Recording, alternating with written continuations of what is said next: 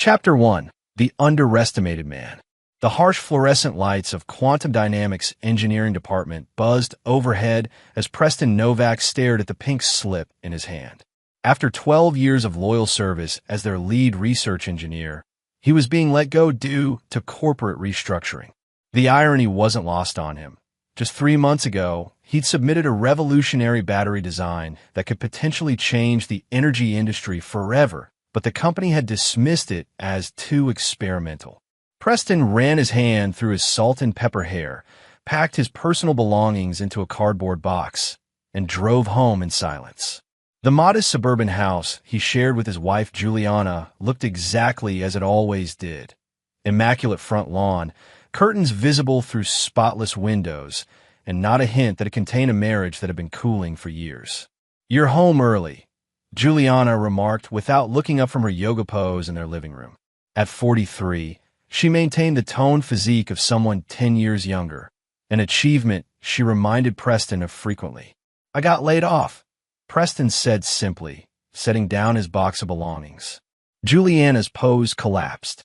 She stood up, activewear hugging her frame, her blonde hair perfectly styled despite her workout. For a fleeting moment, Preston thought he saw concern in her eyes before it hardened into something else entirely. "Seriously? After all this time trying to move up, you get fired instead?" She shook her head, a bitter laugh escaping her lips. "I always knew you'd fail, Preston. You never had what it takes. Too much time spent on your little projects, not enough time playing the game." Preston absorbed the verbal blow silently. It wasn't the first time Juliana had belittled his career, but somehow this hit differently. Once upon a time, she'd been his biggest supporter. When had that changed? "I'll find something else," he said quietly, heading toward the basement door. "That's it? That's your plan?" Juliana called after him. "God, Preston, wake up. Do you know what this means for us? For our lifestyle?" Preston paused at the door. "I'm sure you'll manage, Jules. You always do." In his basement workshop, Preston locked the door behind him, a habit he'd developed over the past year as Juliana had grown increasingly dismissive of his tinkering. The space was meticulously organized with tools, components, and several computer monitors. He sat heavily in his chair and glanced at the innocuous-looking device in the corner, a prototype that Quantum Dynamics had rejected, but that Preston knew could revolutionize energy storage forever. His phone buzzed with a text from his only real friend, Darius Fleming, another engineer who'd been let go from Quantum 3 months earlier. "Heard the news. Those corporate vultures. Beer at O'Malley's tonight." Preston typed back, "Not tonight. Working on something big. Rain check." Setting down his phone, Preston pulled out a business card he'd been carrying for weeks. It belonged to Vivian Russell, a formidable patent attorney who specialized in disruptive technologies. He'd met her at an innovation conference last year and been impressed by her razor-sharp mind. As he dialed her number, Preston glanced at the framed photo on his desk. Him and Juliana on their wedding day 15 years ago, both smiling broadly. He barely recognized either of those people anymore. Outside the basement door, elderly Mrs. Florence Whitaker from next door was dropping off a casserole as she'd done every Friday for years. She overheard Juliana on the phone. "Complete disaster, Veronica. Preston lost his job today." "I know, right?" As if our social standing wasn't precarious enough. "No, he's hiding in his workshop as usual. Listen, can we move dinner to 7 instead? Preston won't notice anyway." And Bradley confirmed he can make it. Mrs. Whitaker's eyes narrowed as she quietly set down the casserole and let herself out. Preston had always been kind to her, helping with home repairs and technology problems. Whatever was happening in that marriage, she had a feeling Preston deserved better. Chapter 2. Hidden Value. 3 weeks later, Preston sat across from Vivian Russell in her downtown office, watching as she reviewed the technical specifications and prototype testing results for his energy storage device. "This is remarkable, Preston," she said finally, setting down the documents and removing her glasses. "If these efficiency numbers are accurate, you're sitting on potentially the most significant energy storage breakthrough of the decade." "They're accurate," Preston confirmed. "I triple-checked everything before bringing it to you." Vivian leaned forward. "Then we need to discuss strategy. Your former employer has no claim to it, Preston interrupted. I developed this entirely on my own time, with my own resources. It's specifically excluded from my employment agreement, which covered only direct research assignments. Vivian smiled appreciatively. Good. That simplifies things. But it also means we need to move quickly. I have contacts at several companies that will be extremely interested in this technology. Over the next month, Preston conducted secret meetings with potential buyers while telling Juliana he was interviewing for new positions. Their relationship had deteriorated further, with Juliana spending more and more time away from home with her book club and charity events. One evening, returning early from a meeting with a promising Japanese tech conglomerate, Preston found an unfamiliar luxury SUV parked in his driveway. Through the living room window, he saw Juliana laughing intimately with a man he recognized immediately.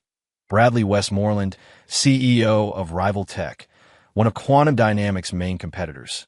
Preston ducked down and circled to the side of the house, his mind racing. He'd heard stories about Westmoreland, how he'd built his fortune by acquiring struggling companies, stripping their assets, and discarding the employees. 3 of Preston's former colleagues had lost everything after Westmoreland's hostile takeover of their startup. Through the kitchen window, Preston watched as Westmoreland pulled Juliana into a passionate embrace. The revelation of her infidelity hurt less than he expected. Their marriage had been a shell for years, but seeing her with Westmoreland specifically made his blood run cold. The next day, after Juliana left for her Pilates class, Preston made a call to Darius. I need everything you can find on Bradley Westmoreland, he said quietly. The vulture from Rival Tech? What? Darius asked. He's sleeping with Juliana. A long pause. Shit, Preston. I'm sorry. But also, not surprised. There've been rumors. What rumors?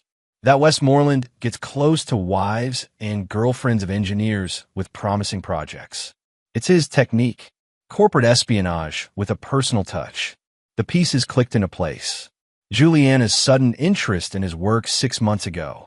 Her detailed questions about his little project before she dismissed it as worthless. The unexplained times when his workshop looked slightly disturbed. That evening, Preston installed hidden cameras in his workshop and throughout the house. 3 days later, while supposedly at a job interview, he watched remotely as Juliana led Westmoreland into their home and then into his workshop, where they rummaged through his papers. There's nothing useful here, Juliana complained. He keeps everything important on encrypted drives. Keep looking, Westmoreland insisted. Our sources say he's developed something groundbreaking. If Quantum was too stupid to recognize it, their loss is our gain. Preston had seen enough. He contacted Vivian Russell immediately and accelerated the patent sale negotiations. Within 2 weeks, they had finalized a deal, $67 million for exclusive rights to his energy storage technology, with substantial royalties on future implementations. The night after signing the deal, Juliana confronted him over dinner. You've been distant, Preston, always at these supposed interviews that never lead anywhere. Her tone was accusatory, but Preston detected the fishing for information. I'm doing my best, Jules, but as you so helpfully pointed out, I'm a failure. He pushed his plate away. Maybe you're right. Maybe you deserve more from life than a failure for a husband. Juliana's expression shifted to something calculating. Well, I've been thinking the same thing, actually. Have you? Preston said blandly, already knowing what was coming. I think we should separate, Preston. This isn't working anymore. We want different things. Different things, Preston repeated. Or different people? Juliana's eyes flashed with momentary alarm before she composed herself. This isn't about anyone else. It's about me needing more than this. She gestured vaguely around their modest home. Preston nodded slowly. If that's what you want, Juliana. You're not going to fight for our marriage? She asked, seemingly surprised by his calm acceptance. Would you want me to? She had no answer for that. Chapter 3. The Filing. She's going for blood, stated Harvey Blackwood bluntly, adjusting his wire-rimmed glasses as he reviewed the divorce filing. As Preston's newly retained attorney, the seasoned divorce lawyer had seen it all, but even he seemed impressed by the comprehensiveness of Juliana's demands. She wants the house, half of your 401k, alimony based on your previous salary at Quantum, and, this is interesting, all intellectual property related to your hobby projects, claiming she supported you during their development. Harvey looked up. She's being advised by someone who knows exactly what they're doing. Bradley Westmoreland, Preston said flatly. Harvey's eyebrows rose. The rival tech CEO? That's a complication. Complicate it further, Preston said, sliding a USB drive across the desk. This contains video evidence of them searching my workshop for technical information. Harvey let out a low whistle as he pocketed the drive. Corporate espionage angle. Nice leverage. He leaned forward. But there's something you're not telling me, isn't there? Your financial disclosures seem incomplete. Preston hesitated, then made a decision. What I'm about to tell you doesn't leave this room until legally required. I recently sold a patent for $67 million with ongoing royalties. Harvey's professional demeanor cracked momentarily, revealing genuine shock. And your wife doesn't know? The sale finalized after she started sleeping with Westmoreland and 3 days before she filed for divorce. The funds haven't been transferred yet. A slow smile spread across Harvey's face. Mr. Novak, I think we might be able to work with this. Over the next 3 weeks, Preston played the part of the defeated husband perfectly. He moved out of the master bedroom into the guest room, appeared appropriately devastated at mediation sessions, and offered minimal resistance to Juliana's demands. Meanwhile, behind the scenes, he worked with Harvey to ensure his patent money would be protected when the time came for mandatory financial disclosure. Juliana grew increasingly confident, even bringing Westmoreland to the house when she knew Preston would be home. Preston, you remember Bradley, she said with poorly concealed satisfaction as Westmoreland stood in their living room, examining Preston's possessions like a vulture assessing carrion. Of course, Preston replied mildly. The man who built an empire by destroying others. Your reputation precedes you, Mr. Westmoreland. Business is business. Novak, Westmoreland replied with a smirk. Some people are predators, others are prey. Nothing personal. I completely agree, Preston said, a ghost of a smile playing on his lips. Nothing personal at all. The day before their court date, Veronica Hayes, Juliana's closest friend, unexpectedly appeared at Preston's temporary workshop in the garage. I can't believe I'm doing this, she said nervously, glancing over her shoulder. But you should know, Juliana and Bradley are planning to claim you're mentally unstable. They're going to say your obsession with your inventions makes you unfit to manage any assets. They've paid off your former supervisor at Quantum to testify that you were fired for erratic behavior, not laid off. Preston studied Veronica carefully. Why are you telling me this? Veronica looked uncomfortable. Because I've watched Juliana change over the years.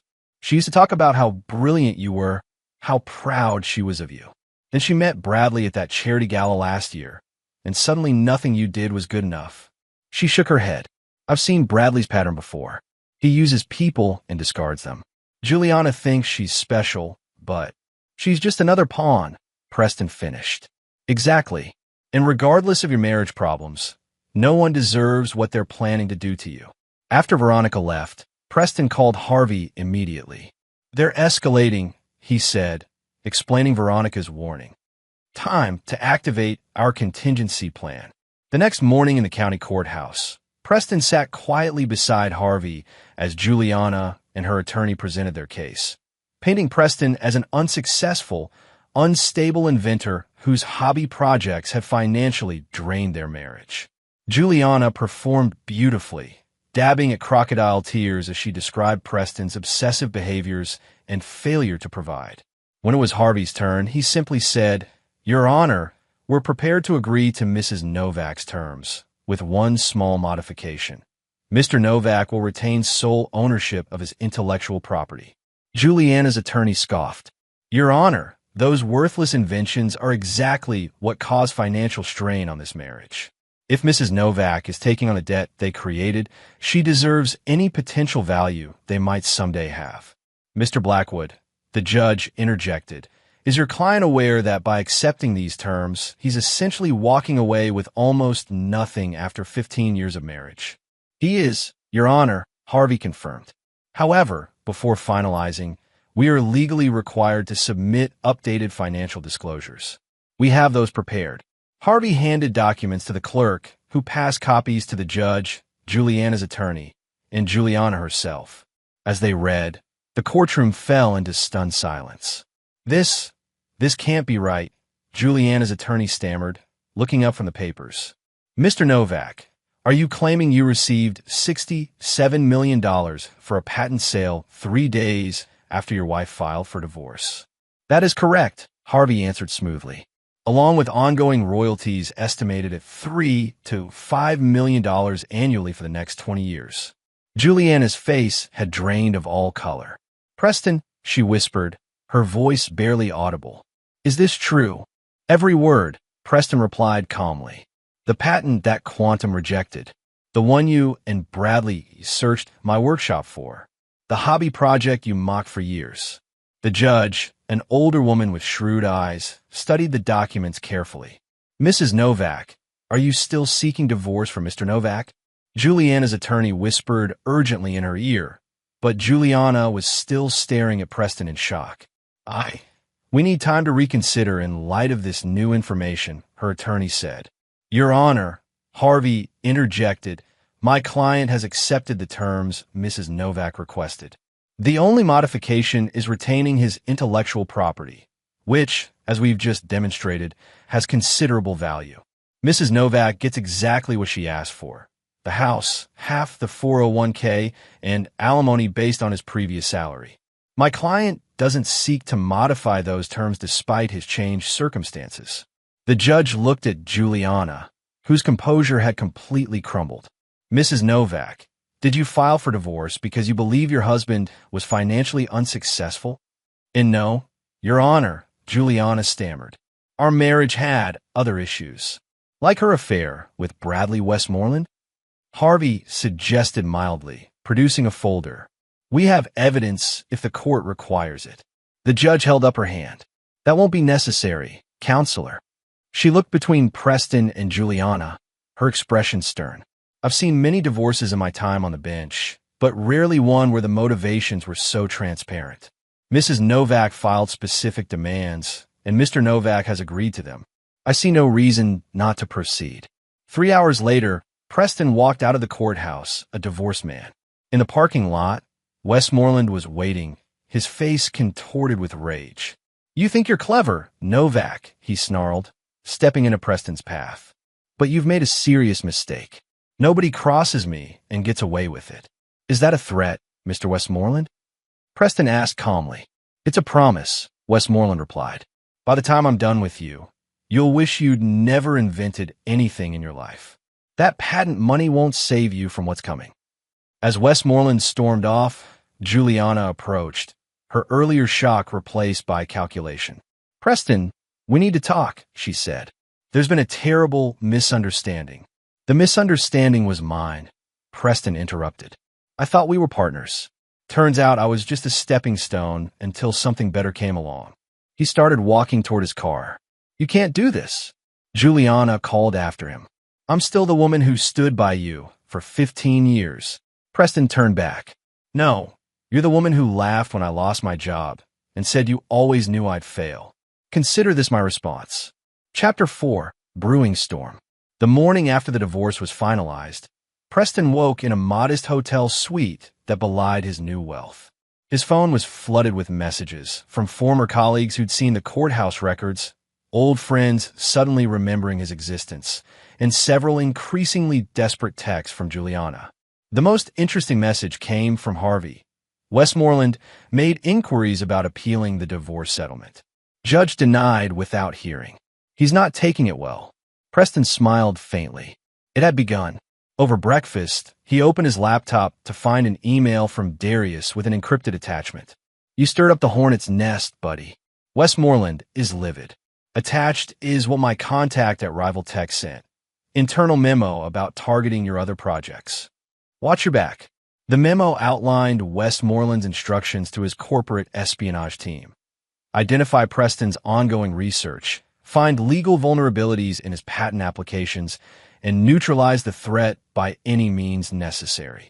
Preston's phone rang, Vivian Russell, his patent attorney. "I assume you've heard," she said when he answered. "That Westmoreland's coming after me?" "Yes. It's worse than that.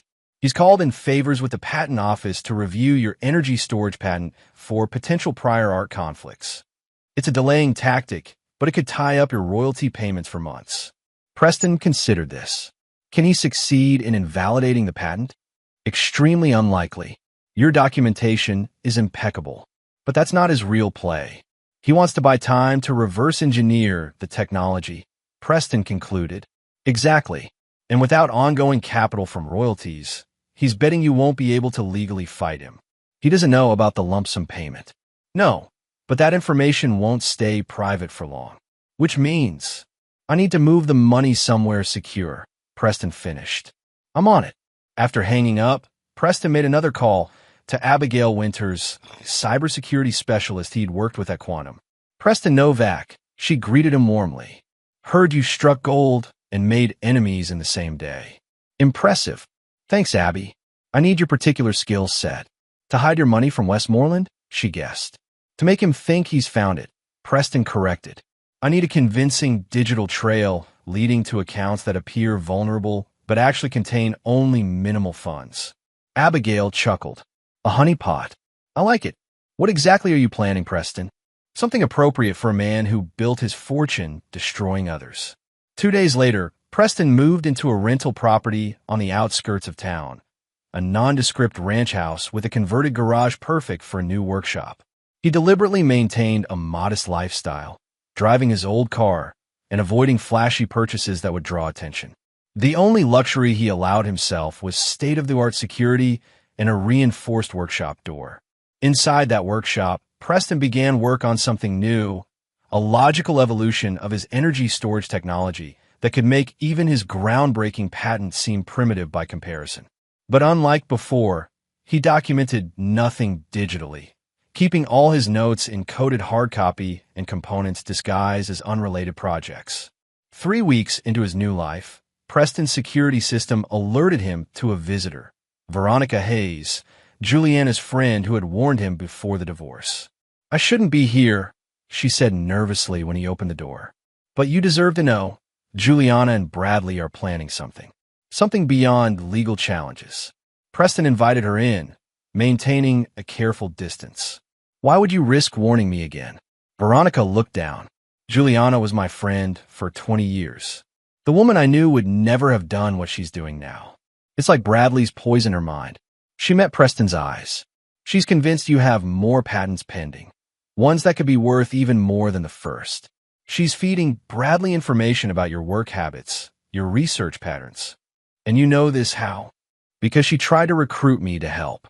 Veronica pulled out her phone, showing Preston text messages from Juliana asking her to reconnect with Preston and gather intelligence. Preston studied the messages carefully. "Thank you for showing me this, but I'm still not sure why you're helping me." Veronica's expression hardened. "Because I was married to someone like Bradley Westmoreland, a man who saw people as tools to be used and discarded. My ex-husband destroyed me financially, professionally, and nearly broke me psychologically. I won't stand by and watch it happen to someone else." After Veronica left, Preston called Darius and Abigail to his workshop for an emergency strategy session. If Westmoreland was escalating beyond legal channels, Preston needed to be prepared. "First," Darius said, placing a small device on the table, "we sweep for bugs."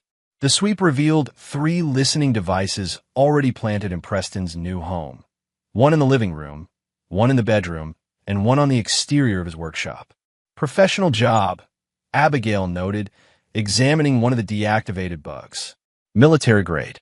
Your friend Westmoreland isn't playing around." "Then neither will I," Preston replied grimly. That night, Preston executed the first phase of his counteroffensive. While Abigail created a convincing digital trail showing Preston transferring his patent money to various investment accounts, Darius called in a favor from Lisa Zhang, a financial reporter for the Wall Street Journal. The next morning, a seemingly innocuous article appeared in the business section. "Energy innovation pioneer invests patent windfall in new research venture." The article deliberately included just enough information to point Westmoreland in specific directions without revealing Preston's actual plans. The bait was set.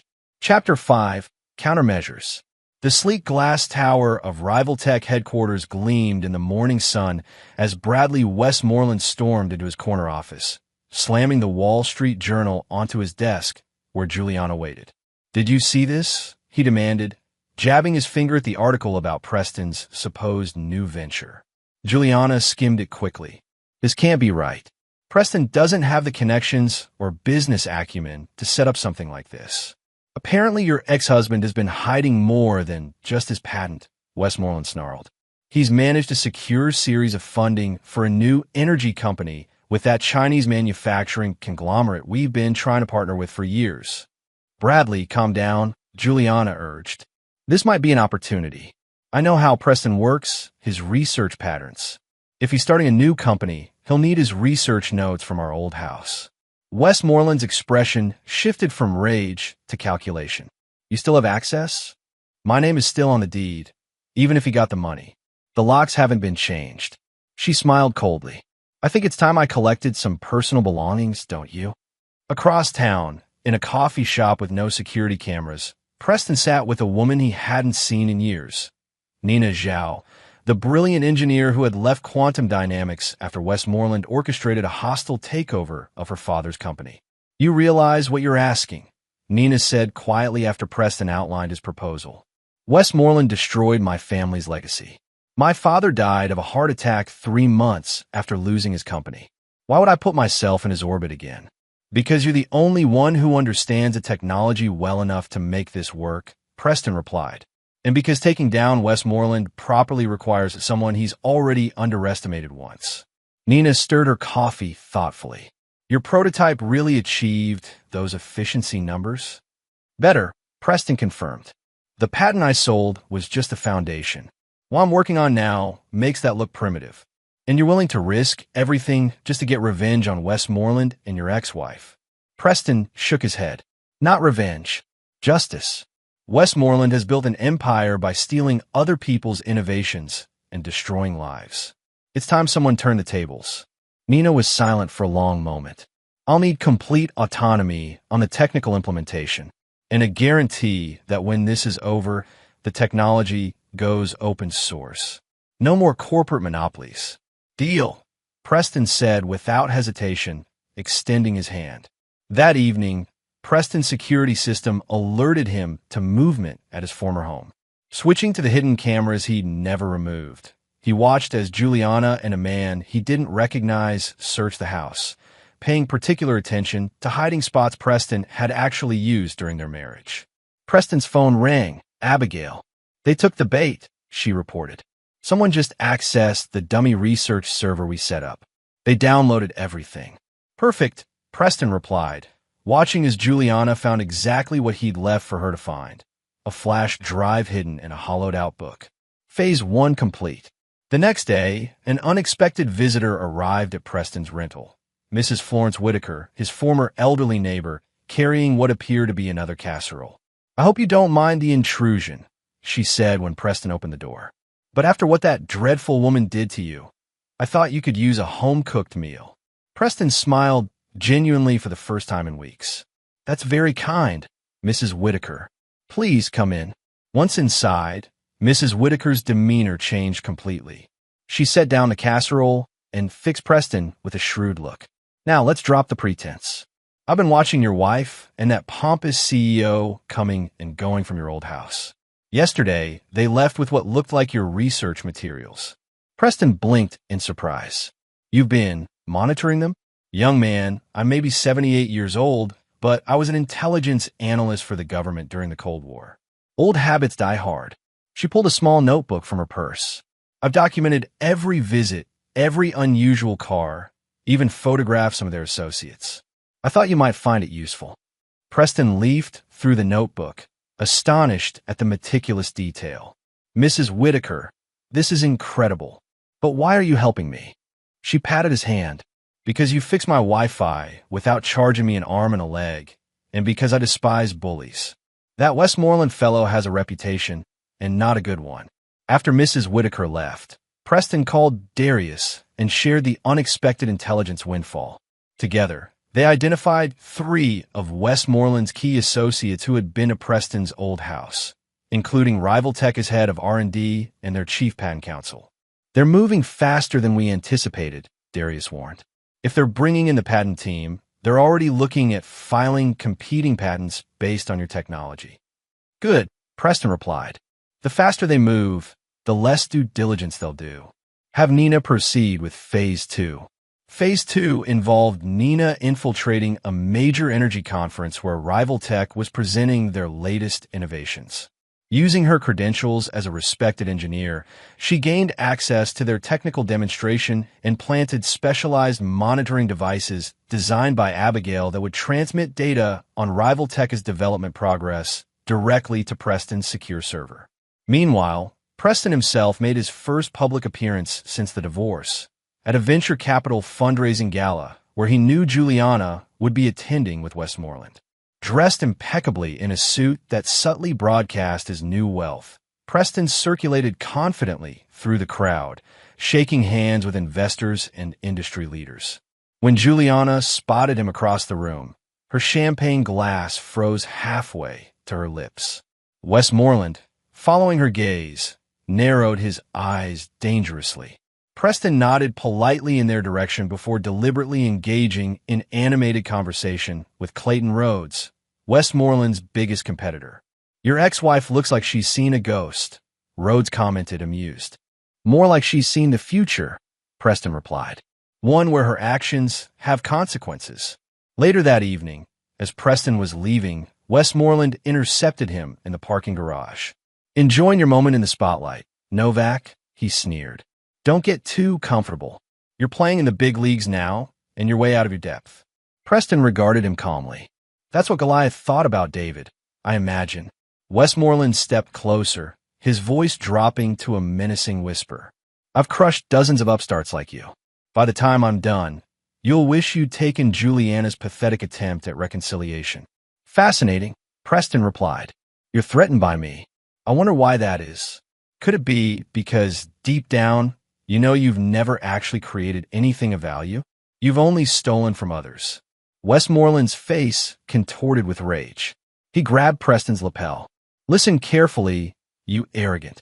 "I wouldn't finish that sentence," came a cool female voice. Nina Zhao stepped from behind a pillar, smartphone raised.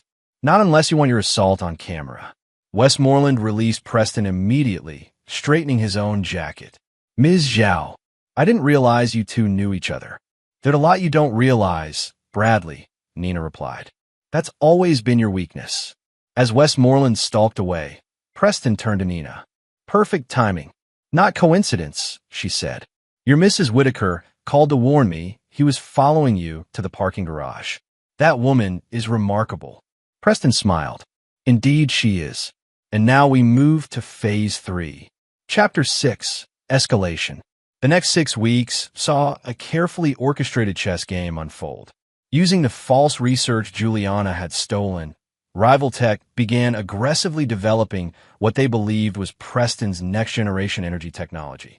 Their stock price climbed as rumors spread about a revolutionary breakthrough that would make Westmoreland's company the undisputed leader in the energy storage sector.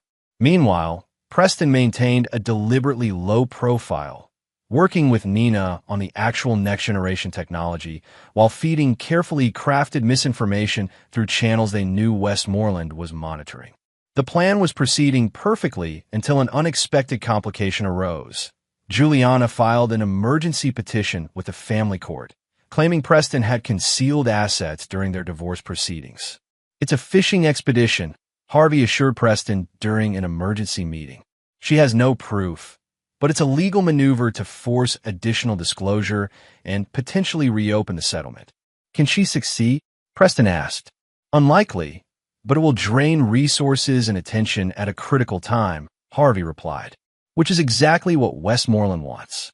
That same day, Preston received an alarming call from Darius. "We've been compromised.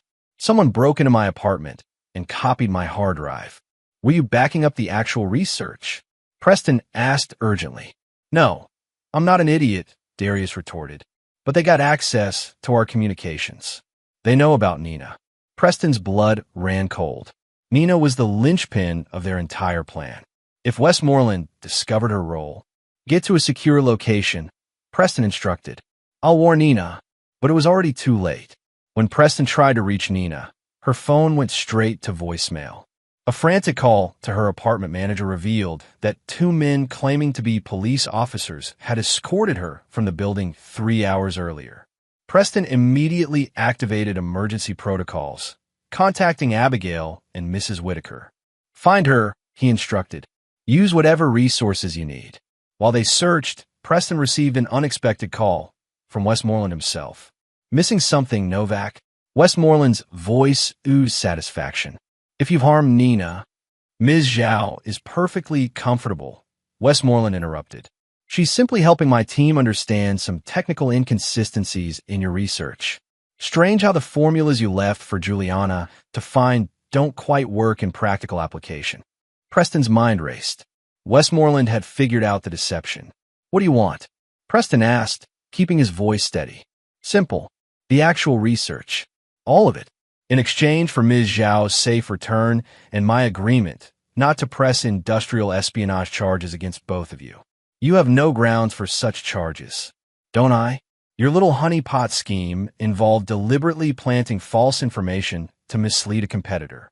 My legal team assures me that crosses several lines, especially given your prior knowledge of our interest. Westmoreland was bluffing, but it wouldn't matter if he had Nina. I'll need proof she's unharmed, Preston insisted. Check your email. Preston's inbox contained a video of Nina in what appeared to be a conference room, visibly angry but unharmed, with that day's newspaper visible. You have 24 hours, Westmoreland said. And Novak, if you involve the police, our arrangement changes dramatically. After Westmoreland hung up, Preston immediately called a crisis meeting with his team at a secure location, Mrs. Whitaker's basement, which they determined was the only place guaranteed to be free of Westmoreland surveillance. It's a trap, Darius stated flatly after Preston explained the situation. The moment you hand over the research, he'll have no reason to release Nina. Agreed, Abigail added. And once he has the actual technology, he'll use it to destroy you legally and financially. Mrs. Whitaker, who had insisted on joining the meeting, spoke up. You're all missing something obvious. Where exactly is this girl being held? The room fell silent as the implications sank in. The video background, Preston realized. It's not some remote location.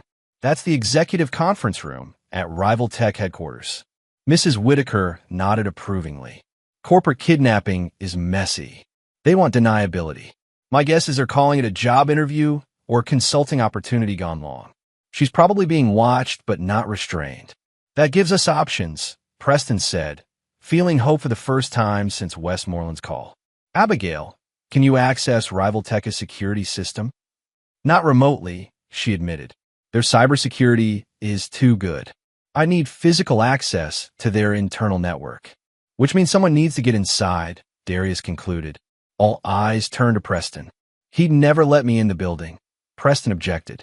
He would if you were surrendering, Mrs. Whitaker suggested, bringing the research personally as a show of good faith.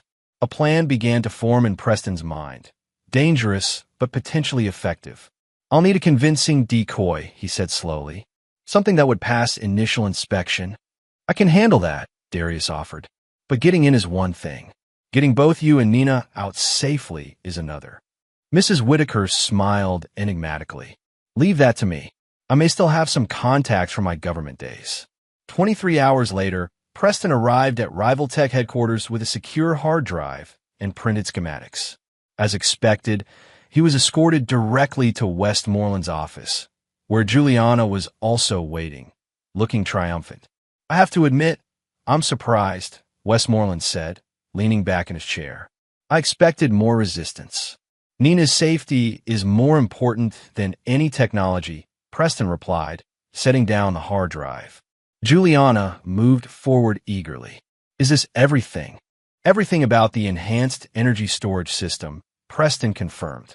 Now, where's Nina? Westmoreland pressed a button on his desk. Bring Ms. Zhao to my office. While they waited, Westmoreland's technical team began reviewing the materials Preston had brought. Their initial excitement gradually gave way to confusion. "Sir," one technician said hesitantly, "these formulas are similar to what we already have, but there are key differences." "Improvements," Preston supplied. "The versions Juliana stole were intentionally flawed. These will actually work." Westmoreland studied Preston suspiciously. "You gave in too easily. As I said, Nina's safety takes priority." The office door opened, and Nina was escorted in by 2 security guards. Her eyes widened slightly when she saw Preston, but she maintained her composure. "Preston," she acknowledged coolly. "You shouldn't have come." "Touching reunion," Westmoreland mocked. "Now, Ms. Zhao, perhaps you can verify that what Mr. Novak brought us is legitimate." Nina examined the schematics carefully. "These appear correct. The resonance formulas match my understanding of Preston's approach." "Excellent," Westmoreland said, his earlier suspicion fading. "Phillips, escort Ms. Zhao out. Mr. Novak and I have a few details to finalize." As the security guard moved toward Nina, the lights in the office suddenly flickered. A moment later, the building's fire alarm blared. "What the hell?" Westmoreland snapped, reaching for his phone. In that moment of distraction, Preston moved with unexpected speed. He grabbed the hard drive, shoved Westmoreland's desk against him, pinning him momentarily to the wall, and bolted for the door with Nina. "Stop them!" Juliana screamed, but the security guards were already responding to the fire alarm, herding people toward emergency exits. Preston and Nina raced down the corridor toward the stairs, following the evacuation route.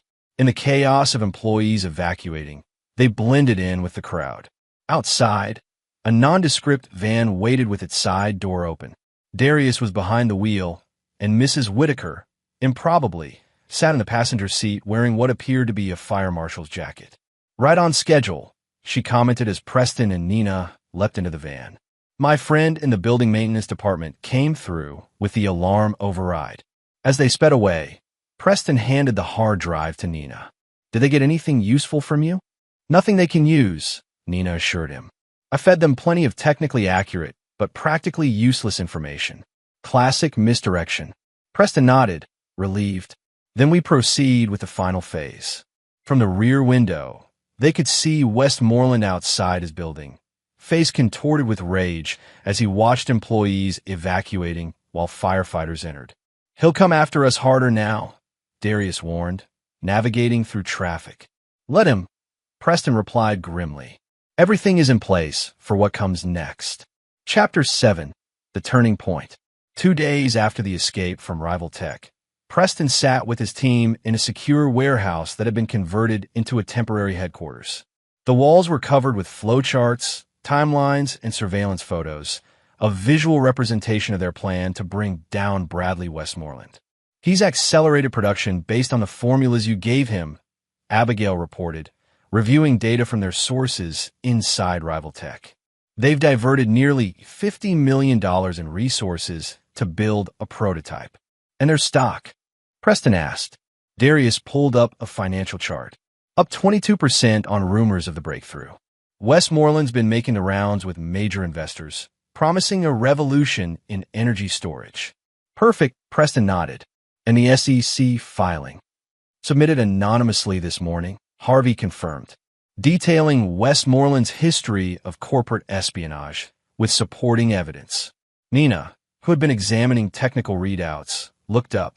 "Based on the modifications I made to the formulas, their prototype should function initially but experience a catastrophic resonance failure when scaled up." "Catastrophic how?" Mrs. Whitaker asked.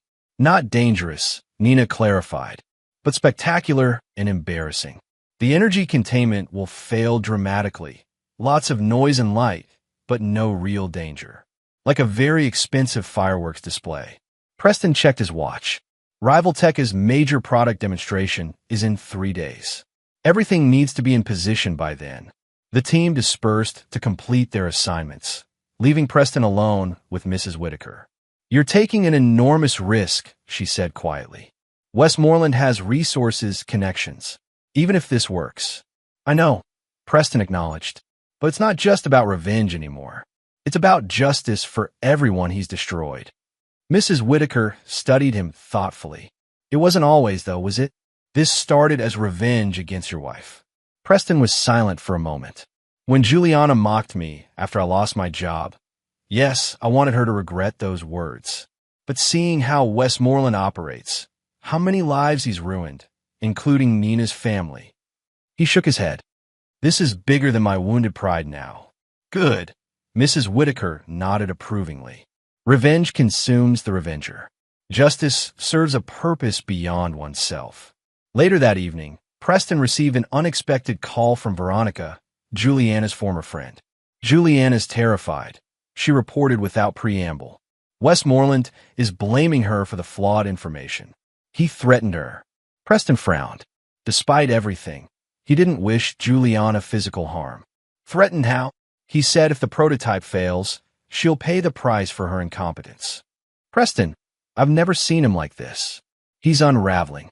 Tell her to distance herself from him. Preston advised. Stay somewhere he can't find her until after the demonstration. She won't listen to me anymore, Veronica said helplessly. She's convinced you're the enemy, that you're trying to destroy her along with Westmoreland. After hanging up, Preston contemplated this new development.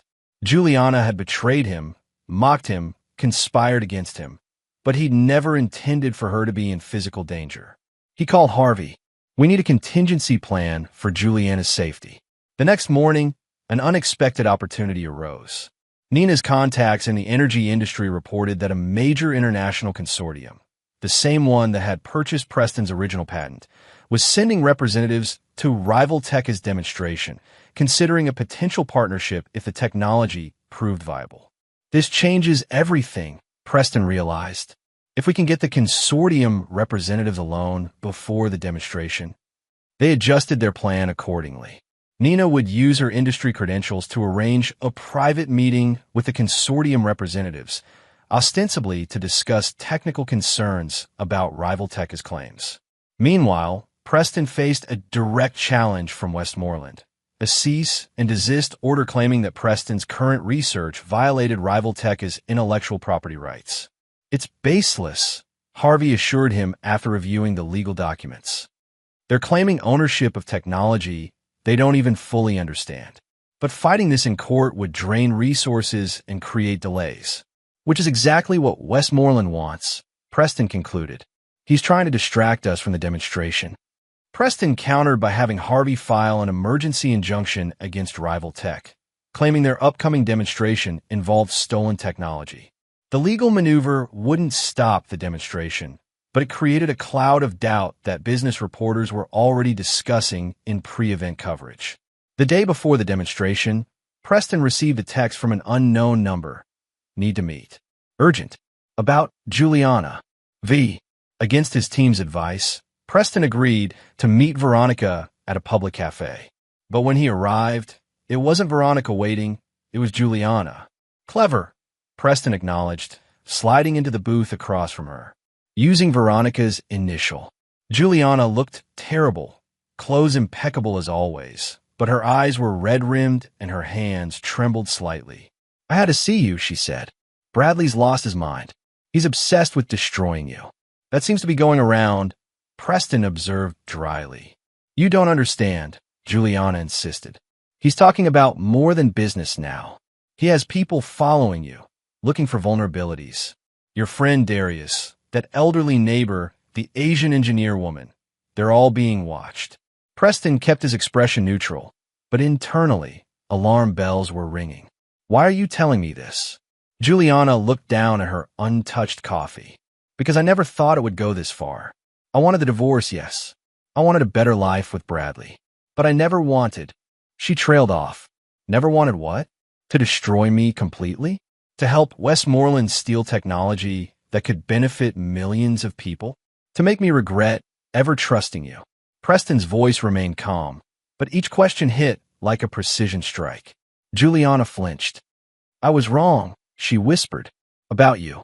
About Bradley. About everything. Preston studied her carefully, looking for the manipulation, the angle. What do you want, Juliana? A way out, she said simply. Bradley controls everything now. My finances, my housing, my social circle. I have nothing of my own left. That sounds familiar, Preston replied coldly. How does it feel? Tears welled in Juliana's eyes. I deserve that. I deserve all of it. But Preston, I'm scared of him now. Despite his resolve, Preston felt a flicker of the protectiveness he'd once felt for her. What are you proposing? Information, Juliana said. I know Bradley's security protocols, his private server passwords, his real plans for the demonstration tomorrow. I'll trade everything I know for protection and... She hesitated, a fresh start away from all of this. Preston was silent for a long moment. I'll need verification of the information first. Juliana slid a USB drive across the table, copied from his home office last night while he was sleeping. Preston pocketed the drive. I'll have this checked. If it's legitimate, we'll discuss terms for your protection. As he stood to leave, Juliana caught his hand. Preston, I am sorry. For what it's worth. Preston gently removed his hand from hers. I know, but some things can't be undone with an apology. Back at their headquarters, Abigail examined the USB drive carefully for malware before accessing its contents. It's clean, she confirmed, and it's a gold mine. Security protocols, financial records, emails outlining their entire corporate espionage operation. If this is legitimate, it's everything we need and more. Too convenient, Darius argued. It has to be a trap. Not necessarily, Nina countered. I've seen this before. When Westmoreland targeted my father's company, he turned on his own allies once he had what he wanted from them. If he's abusing Juliana now... Preston made his decision. We use the information, but cautiously, and we extract Juliana from Westmoreland's orbit. Not for her sake, but because a desperate Juliana might warn Westmoreland about our plans. With less than 24 hours until the demonstration, Preston's team worked through the night, incorporating the new information into their strategy. The pieces were falling into place for the most important confrontation of their lives. Chapter 8. The Demonstration. The morning of Rival Tech's demonstration dawned clear and bright, a perfect backdrop for what business media was calling the Energy Revolution unveiling. Outside the gleaming convention center, reporters and industry analysts gathered while security checked credentials with meticulous care. Preston, wearing a maintenance worker's uniform and ID badge created by Abigail, moved inconspicuously through the service corridors. Through his earpiece, he could hear the team's coordinated movements. VIP entrance secure, came Darius's voice. Consortium representatives arriving in 20 minutes. Monitoring stations active, Abigail reported.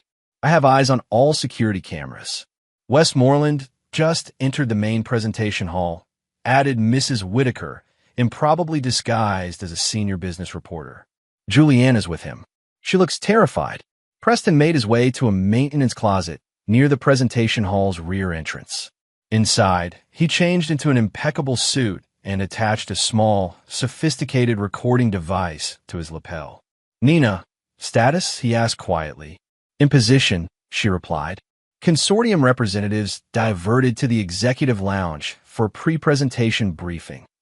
Standing by with the technical documentation, Preston checked his watch. 30 minutes until the demonstration began. Executing Phase 1, he confirmed, leaving the closet and walking confidently toward the executive lounge. Inside, Nina was already deep in conversation with 5 serious-looking executives from the international consortium that had purchased Preston's original patent. Ah, Mr. Novak, she said smoothly as he entered. Perfect timing. I was just explaining the technical discrepancies in Rival Tech's claims. The consortium's technical director, Dr. Leonid Volkov, fixed Preston with a penetrating stare. Mr. Novak, your presence here is unexpected. Mr. Westmoreland has spoken quite negatively about you. I'm sure he has, Preston replied calmly, taking a seat. Which is why I thought you deserved to hear directly from me before investing billions in his supposed breakthrough. For the next 15 minutes, Preston and Nina dismantled Rival Tech's technical claims, providing evidence that their revolutionary technology was based on fundamentally flawed applications of Preston's original work. The demonstration today will initially seem impressive, Nina explained, showing simulation results.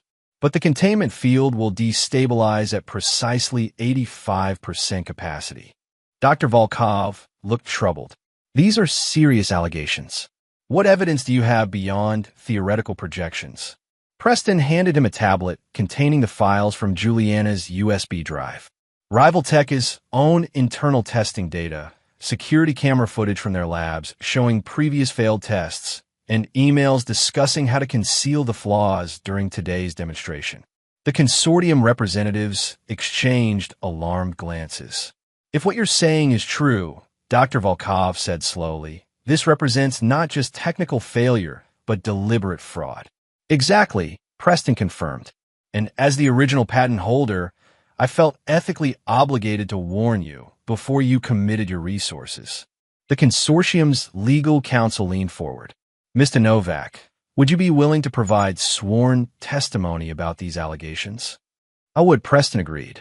But first, I suggest you witness the demonstration yourselves. The evidence will be unmistakable.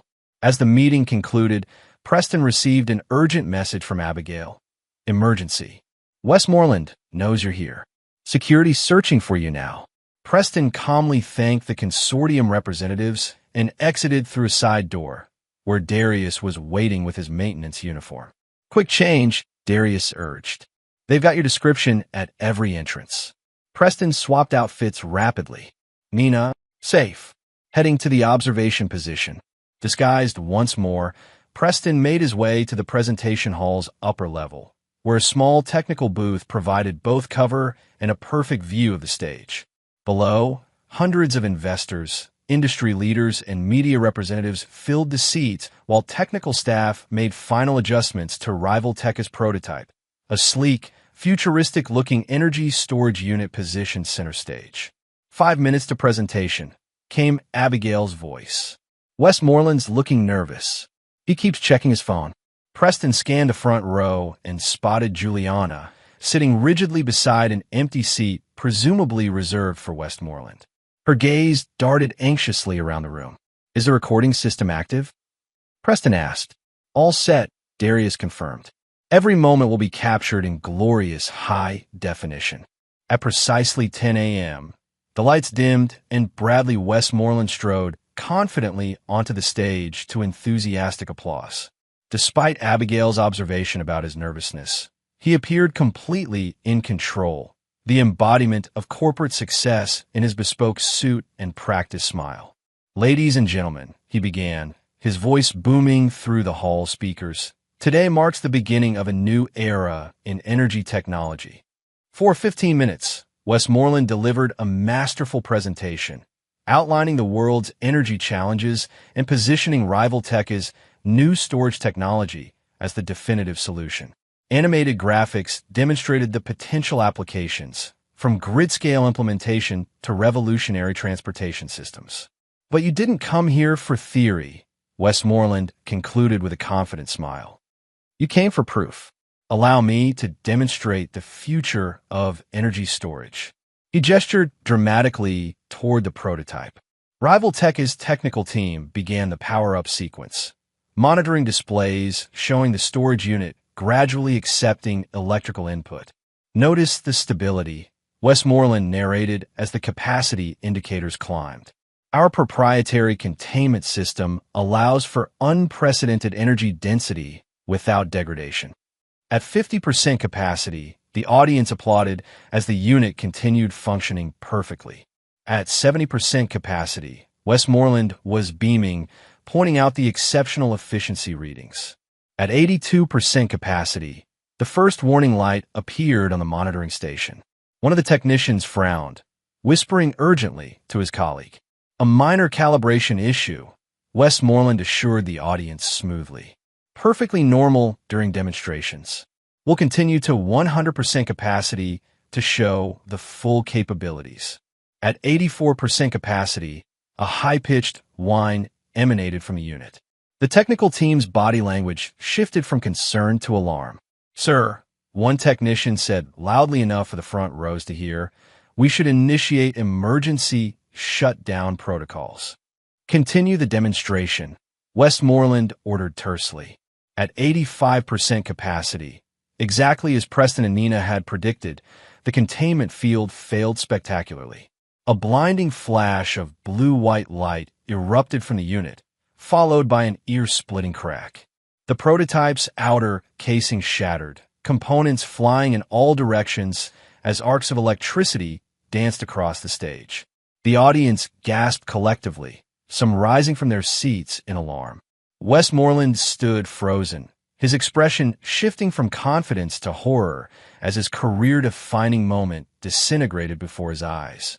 From his vantage point, Preston watched dispassionately as Rival Tech's technical team scrambled to contain the failure, emergency systems activating to prevent electrical fires.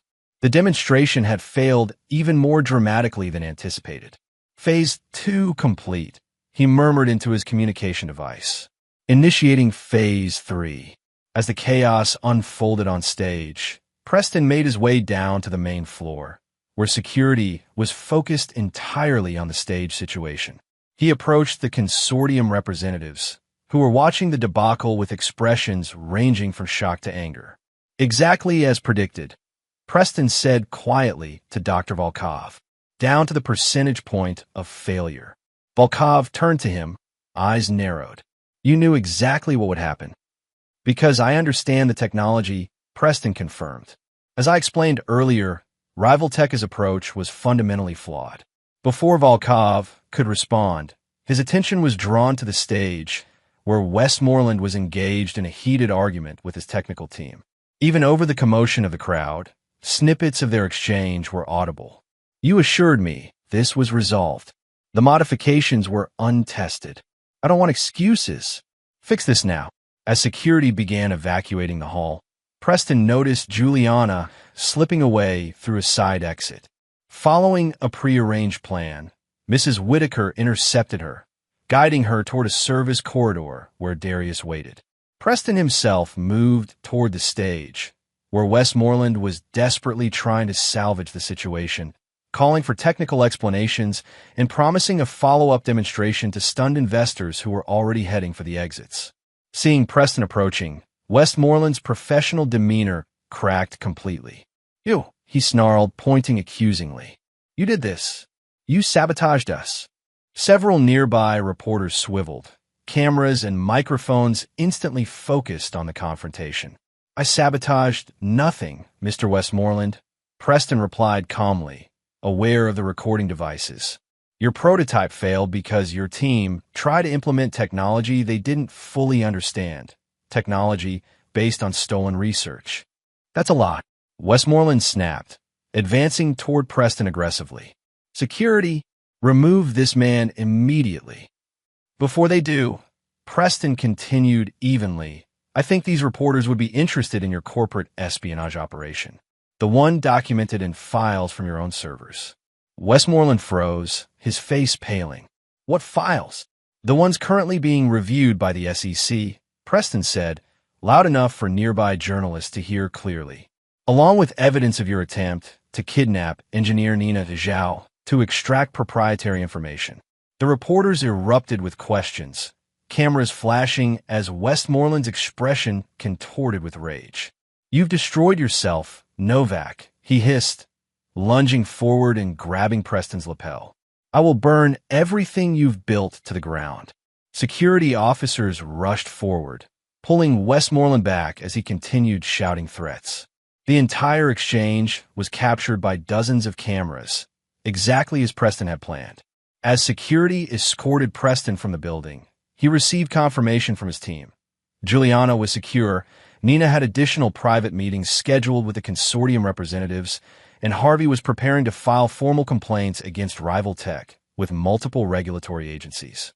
Outside, in a nearby cafe, Preston watched live streams of the aftermath. Business news networks were already reporting on the catastrophic failure of Rival Tech's revolutionary technology, with financial analysts predicting severe consequences for the company's stock price. Phase 3 complete. Preston murmured, closing his laptop. Now we wait for the avalanche. Chapter 9. The Reckoning.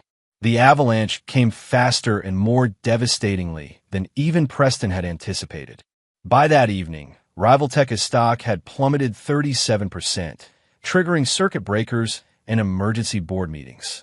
Video of Westmoreland's confrontation with Preston had gone viral, his threats and accusations making headlines across business news outlets. Meanwhile, the SEC announced a formal investigation into Rivaltech based on credible evidence of securities fraud and corporate espionage, causing another wave of panic selling when markets opened the following day. Preston monitored the unfolding chaos from the team's secure headquarters, where Juliana had been brought after the demonstration.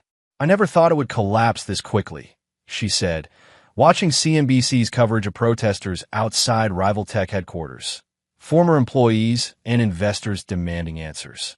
"Westmoreland built his empire on sand," Preston replied. "Once the first structural support failed, the rest was inevitable." Juliana looked at him searchingly.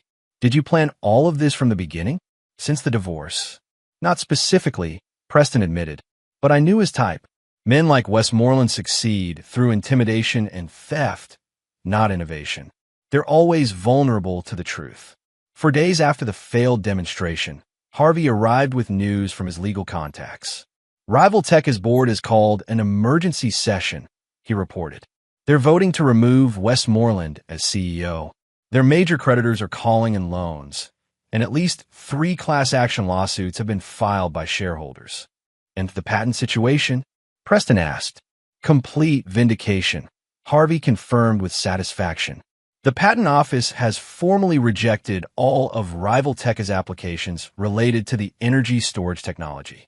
More importantly, the consortium has reached out about accelerating development of your next-generation system." Preston nodded, satisfied but not triumphant.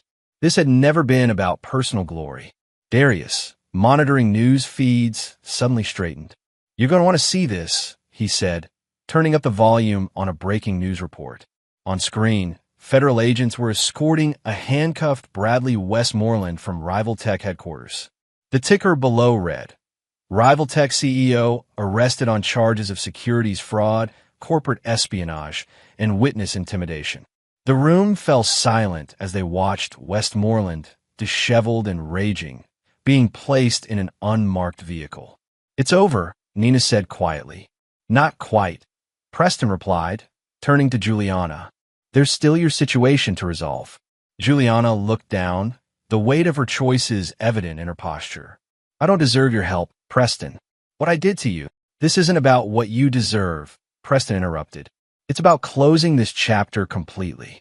The next morning, Preston met with Harvey and a financial advisor to structure what he called the final settlement. Using a portion of his patent proceeds, he established a trust that would provide Juliana with a modest but comfortable living, conditional on 3 requirements. She would relocate to another state, sign comprehensive non-disclosure agreements regarding Preston's work and personal life, and commit to voluntary community service. "Why are you doing this?" Juliana asked when he presented the offer. "After everything I did, you could leave me with nothing. Many would say I deserve that." Preston considered the question carefully. "Because carrying hatred forward serves no purpose. I'm not forgiving what you did. I'm just refusing to let it define my future." 1 week later, as Juliana prepared to leave for her new life in Arizona, she asked for a final private conversation with Preston. "I've been thinking about what you said," she began hesitantly, "about not letting the past define the future. I want you to know I understand now what I threw away." She looked at him with genuine regret. "You were never a failure, Preston. I was too blind to see what was right in front of me." Preston regarded her thoughtfully. In another lifetime, these words might have meant everything to him. Now, they were simply an epilogue to a closed chapter. "I hope you find what you're looking for, Juliana," he said sincerely. "Just make sure it's something real this time." After Juliana's departure, Preston gathered his team for a final strategy session. With Westmoreland facing criminal charges and Rivaltech in freefall, their immediate objectives had been achieved. The question now was what came next. "The consortium wants to fast-track development of the next-generation system," Nina reported. "They're offering extraordinary terms. And several venture capital firms have reached out about funding a startup with you at the helm, Darius added. Preston considered these opportunities. 6 months ago, his life had been defined by a job he'd lost and a marriage crumbling around him. Now, the possibilities seemed limitless. I have something else in mind, he said finally. Something that honors why we did this in the first place. 3 months later, in a converted warehouse that had once been their secret headquarters, Preston officially launched the Novak Innovation Foundation. With initial funding of $40 million from his patent proceeds, the foundation would support independent inventors and engineers whose promising ideas had been rejected by corporate interests, people exactly like Preston had once been. Nina agreed to serve as technical director, with Darius heading operations and Mrs. Whitaker, despite her protests about being too old for a new career, as security advisor. Even Veronica joined the team, leveraging her social connections to build bridges with potential partners. At the launch event, a reporter asked Preston what had inspired the foundation's mission. I learned firsthand how the innovation ecosystem can fail brilliant ideas and the people behind them, he replied. But I also learned that with the right support network, those same ideas can change the world. We're not just funding inventions, we're protecting inventors. Later that evening, alone in his office, Preston reviewed the day's press coverage. His revenge against Westmoreland and Juliana had metamorphosed into something far more meaningful, a purpose that looked forward rather than back. On his desk sat a framed quote he'd selected as the foundation's motto, words that had guided him through his darkest moments after losing his job and discovering his wife's betrayal. Success is not final. Failure is not fatal. It is the courage to continue that counts. Preston smiled at the irony. His journey had begun with a wife who laughed at his supposed failure, convinced he'd never amount to anything. Now her mockery had transformed into the catalyst for his greatest achievement. Not the millions from his patent, but the opportunity to ensure that other underestimated innovators would never have to walk the path he had traveled alone. Outside his window, the lights of the city sparkled like possibilities. The past was settled. The future awaited. Epilogue. 15 years later, the autumn sun cast long shadows across the Novak Innovation Campus as Preston made his way from the main research building toward the central courtyard. At 58, his hair had turned completely silver, lending him a distinguished appearance that suited his role as one of the most influential figures in American innovation. The campus, 5 modern buildings arranged around a verdant plaza in what had once been an abandoned industrial district, hummed with activity as researchers, engineers, and entrepreneurs collaborated on technologies that would shape the coming decades. Preston paused to observe a group of young inventors demonstrating a prototype to potential investors. The quarterly innovation showcase had become a coveted opportunity for emerging talent, with over 80% of feature projects securing funding. That success rate was just one of many metrics that testified to how far the Novak Innovation Foundation had come in 15 years. Admiring your kingdom, came a familiar voice behind him. Preston turned to find Nina Zhao approaching, tablet in hand, her practical business attire contrasting with the excited grad students nearby. At 53, Nina had retained her sharp intelligence and no-nonsense demeanor, though decades of leadership had softened her once rigid professional boundaries. The small streaks of gray in her otherwise black hair were the only real indication of the years that had passed. Just remembering what this place used to be, Preston replied with a smile. Hard to believe it was once our emergency headquarters during the Westmoreland situation. Nina nodded, glancing around at the thriving campus. From revenge, plot command center to innovation ecosystem. Quite the transformation. She checked her watch. Everyone's gathering in the memorial garden. Are you ready? Preston took a deep breath. As ready as I'll ever be. They walked together across the campus, exchanging greetings with researchers and staff. The Novak Innovation Foundation had grown beyond anything Preston had envisioned when he'd launched it with his initial $40 million. Now, with a $4.7 billion endowment and over 300 employees, the foundation had supported more than 500 independent innovators and launched 78 successful companies. But it was the stories behind those numbers, the lives changed, the breakthroughs achieved, that gave Preston the most satisfaction. The memorial garden occupied a quiet corner of the campus, centered around a simple granite monument inscribed with a quote from Florence Whitaker. "The future belongs to those who see possibilities before they become obvious." The elderly neighbor who had played such a crucial role in Preston's revenge and subsequent redemption had passed away 5 years earlier at the age of 88, working as the Foundation's security advisor until almost the very end. A small crowd had already gathered beneath the Japanese maple trees that Florence had insisted on planting herself. Darius Fleming stood at the front, still imposing at 60 despite the cane he now used after a skiing accident 3 years ago. As Chief Operations Officer, he'd been instrumental in scaling the Foundation's impact, creating systems that identified promising innovators who'd been overlooked by traditional venture capital. Beside him stood Abigail Winters, now the Foundation's Chief Technology Officer. Her cybersecurity expertise had evolved into a broader technology strategy role, guiding the Foundation's investments in emerging fields. At 49, she remained as sharp and direct as ever, known for her uncanny ability to identify transformative technologies in their earliest stages. "There he is," called out a stocky man with a military-precise haircut. Garrett Whitaker, Florence's grandson and a former Navy SEAL, had joined the Foundation after his grandmother's death, carrying on her legacy in security oversight. "We were starting to think you'd backed out, boss." "Just taking a moment to reflect," Preston replied, joining the group. His eyes swept over the assembled faces. Every senior team member was present, along with several of the Foundation's earliest supported inventors and a few select friends who knew the true story behind the Novak Innovation Foundation's inception.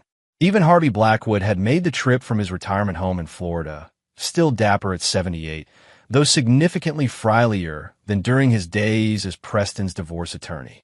In the years following the Westmoreland incident, Harvey had become a trusted advisor to the Foundation before retiring a decade ago. "Shall we begin?" suggested Veronica Hayes, who had transformed from Juliana's reluctant friend into the Foundation's formidable head of external relations. Her social connections had proven invaluable in building the Foundation's network, though few knew of her role in the events that had set everything in motion. Preston nodded, turning toward the simple podium that had been set up for the occasion. Today marked 15 years since the Novak Innovation Foundation's official launch. 15 years since Preston had channeled his pain and vindication into something lasting and meaningful. "Thank you all for coming," he began, surveying the faces of people who had become far more than colleagues over the years. 15 years ago today, we gathered in a converted warehouse with a simple mission: to support independent innovators whose brilliant ideas have been rejected by short-sighted corporate interests.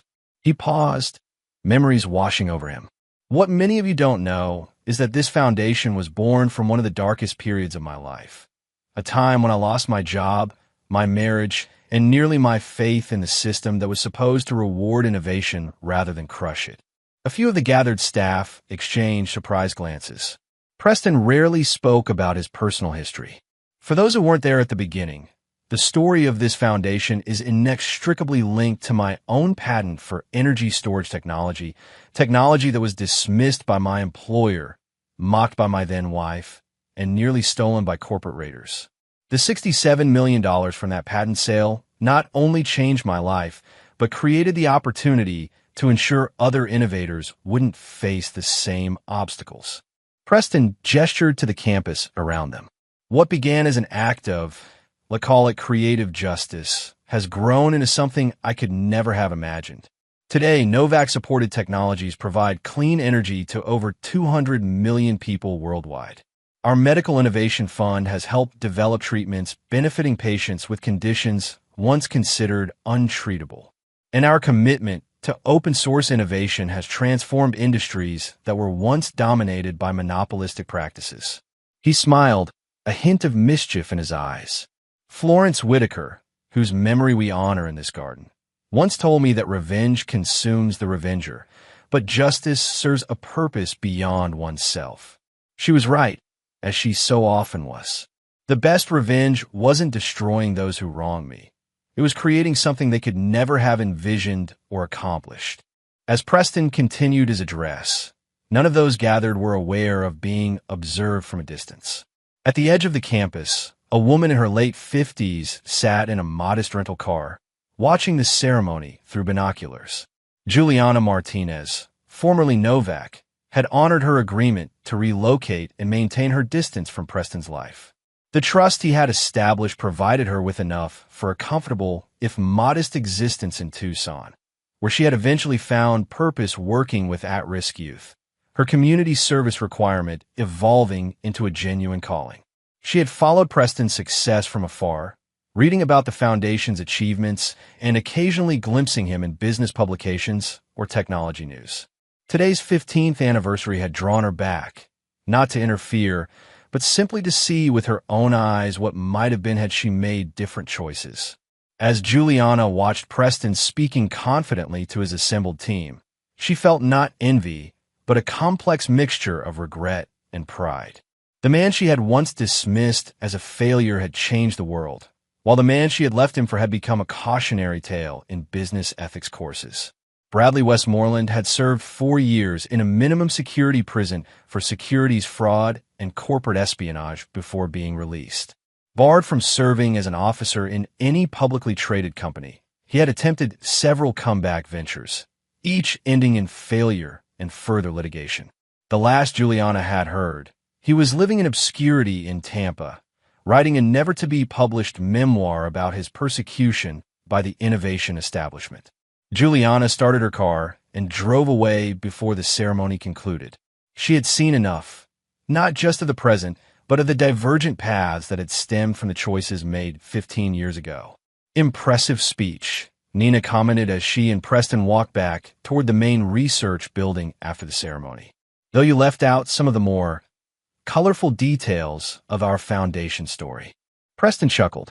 Somehow I don't think we founded this organization after executing an elaborate revenge scheme would play well in our next annual report. Fair point, Nina conceded with a smile. Though the actual story would make one hell of a business school case study. They reached Preston's office, a deliberately modest space that reflected his continued aversion to ostentation despite his wealth. The walls displayed not awards or accolades, but photographs of inventors the Foundation had supported alongside prototypes of their most significant innovations. Have you seen the latest test results from the Sing team? Nina asked, handing Preston her tablet. Their superconducting material is showing stability at temperatures we thought impossible 5 years ago. Preston scrolled through the data, impressed. Dr. Arjun Singh had been one of the Foundation's earliest supported scientists, a brilliant materials researcher whose unconventional approaches have been rejected by traditional funding sources. Now, his work promised to revolutionize energy transmission globally. Notify the patent team, Preston decided. We'll follow the usual protocol, shared licensing with priority access for developing regions. The Foundation's patent policy had become one of its most influential innovations. Rather than hoarding intellectual property, the Novak model emphasized strategic protection combined with humanitarian licensing terms, ensuring technologies reach those who needed them most while still generating sustainable returns for continued innovation. Nina made a note. Also, Dr. Volkov called again about the consortium's acquisition offer. Preston sighed. Dr. Leonid Volkov, once the technical director who had witnessed Westmoreland's spectacular failure, had risen to lead the International Energy Consortium that had purchased Preston's original patent. Over the years, the relationship had evolved from cautious partnership to deep collaboration. Recently, however, Volkov had begun suggesting that the Foundation would achieve greater impact by being absorbed into the consortium structure. Same answer as before, Preston replied. We maintain our independence. He's persistent, Nina observed. The offer increased another 15%. It's not about the money, Preston said firmly. Independence is what allows us to take the risks traditional organizations won't. He gestured toward his wall of innovator photos. Every person there was rejected by the established players, including Volkov's consortium. We exist precisely because the conventional system fails too many brilliant minds. Nina nodded, having expected this response. Speaking of brilliant minds, Darius wanted me to remind you about dinner tonight. Apparently his daughter has some big announcement. Preston smiled at the mention of Lydia Fleming, Darius's 25-year-old daughter who had grown up alongside the foundation. Wouldn't miss it. My goddaughter's announcements are never small. After Nina left, Preston turned to the large windows overlooking the campus. The foundation had become his family in many ways, filling the void left by his failed marriage and the children he had never had with Juliana. He had dated occasionally over the years, including a 2-year relationship with an environmental scientist that had ended amicably when their career priorities diverged, but had never remarried. The foundation and its mission had become his primary focus, a purpose that continued to energize him even after 15 years. The restaurant Darius had chosen for dinner was understated but excellent, a local establishment the foundation had helped save during the economic downturn of 2031 through an emergency small business innovation fund. The owner greeted Preston warmly, leading him to a private room where Darius waited with his wife Marianne and their daughter Lydia. "Uncle Preston," Lydia exclaimed, embracing him enthusiastically. Though not his biological niece, she had adopted the title early in her childhood, and it had stuck. Brilliant and driven like her father, Lydia had forged her own path, deliberately avoiding direct involvement with the foundation to prove herself independently. "So what's this big announcement?" Preston asked after they'd ordered. "Last time you gathered us like this, you were heading to Tanzania for that renewable energy project." Lydia exchanged glances with her parents, who nodded encouragingly. "I've been offered the position of Technology Development Director at the UN Climate Adaptation Agency." "That's wonderful news," Preston exclaimed sincerely. "They'd be lucky to have you." "Here's the thing," Lydia continued, leaning forward intently. "The position involves implementing large-scale energy solutions in climate-vulnerable regions. And I've been thinking the Novak storage technology would be perfect for these applications." Preston raised an eyebrow. "Our technology is already licensed for humanitarian applications. The consortium has implementation programs in 43 countries." "Yes, but the consortium's approach is top-down and profit-centered, even with the preferential terms you negotiated," Lydia countered. "I'm talking about ground-up implementation, putting control directly in the hands of local communities." Darius watched their exchange with poorly concealed pride. "Sounds familiar, doesn't it? Reminds me of a certain foundation's approach." Preston saw where this was heading. "You want foundation support for a new implementation model." "More than support," Lydia confirmed. "I want collaboration. The UN provides the international framework, the foundation provides the technology and innovation approach, and local communities provide the leadership and adaptation." As Lydia outlined her vision in greater detail, Preston was struck by how perfectly it aligned with the foundation's core mission while pushing into new territory. It was exactly the kind of bold thinking the foundation had been established to support. "You realize you're asking for a massive commitment," Preston noted. "This would be the foundation's largest direct implementation project ever." "I know," Lydia acknowledged. "But think about the impact. Energy independence for the regions most affected by climate instability. Technology transfer that empowers rather than creates dependency. A model that could change how humanitarian technology deployment works globally." Preston couldn't help but smile.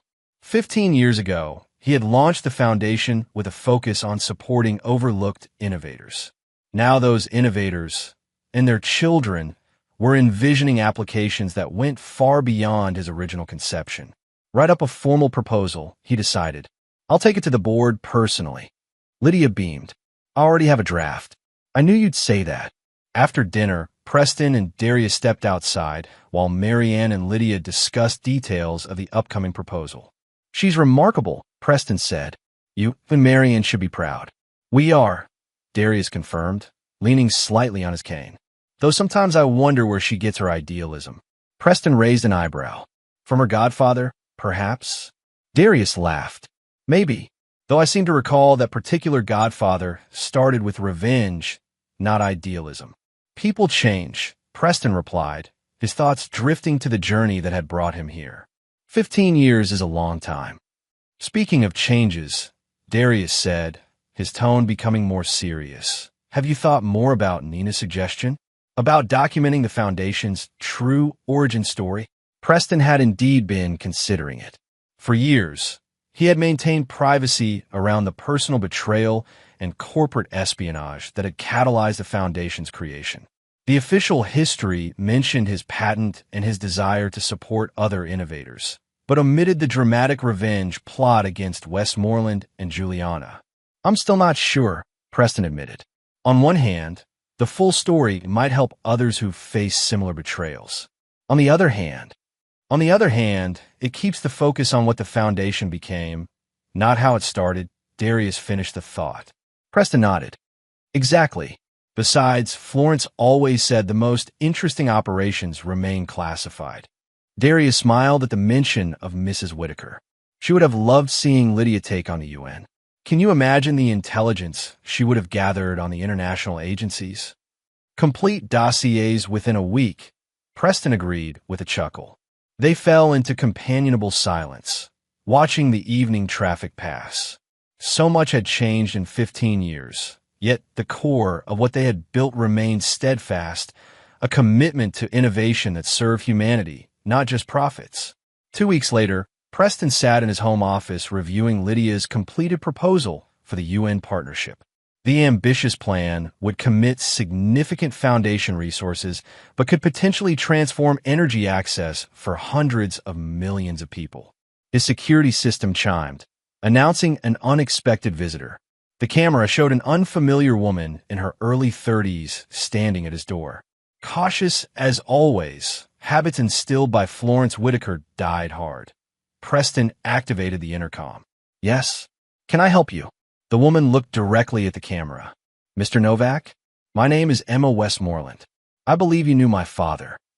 Preston felt a jolt of surprise. Bradley Westmoreland had a daughter? This was never mentioned in any of their intelligence on him during the events 15 years ago. Cautiously, Preston went to the door but didn't immediately open it. What can I do for you, Ms. Westmoreland? I'm not here to cause trouble, she said, her voice steady.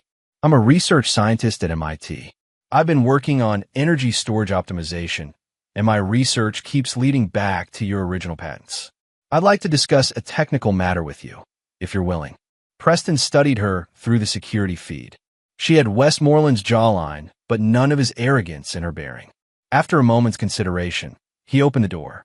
Come in, Ms. Westmoreland. Though I have to admit, I'm surprised by your visit. Emma stepped inside, glancing around Preston's modestly appointed home with obvious curiosity. I'm not surprised. My father never mentioned me publicly. I was raised by my mother in Europe after their divorce when I was 5. We weren't close. Preston gestured for her to sit in the living room. And now you're researching energy storage? Ironic, isn't it? Emma replied with a small, self-deprecating smile.